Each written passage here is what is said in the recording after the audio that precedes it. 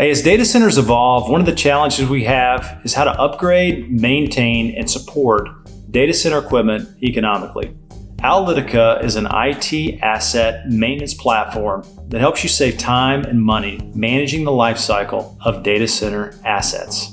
After logging into Owyltica, you'll arrive at the dashboard, where you'll find all your contracts that are up for renewal and assets that are soon to come off OEM support that now qualify for third-party maintenance. Let's take a look at some of those net new savings opportunities. The Estimator tool helps you see potential savings around third-party maintenance. And once you have imported your assets via a spreadsheet or one of our integrations like ServiceNow, your assets will show up in the dashboard like this. Now select some of the assets to get a quote, review the quote, and select the ones you like, and convert some of those quotes into a contract.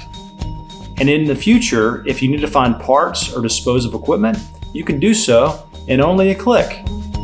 Now, in a fraction of the time it used to take, you can find massive savings on data center maintenance, buy parts for legacy equipment, or dispose of equipment in the correct way.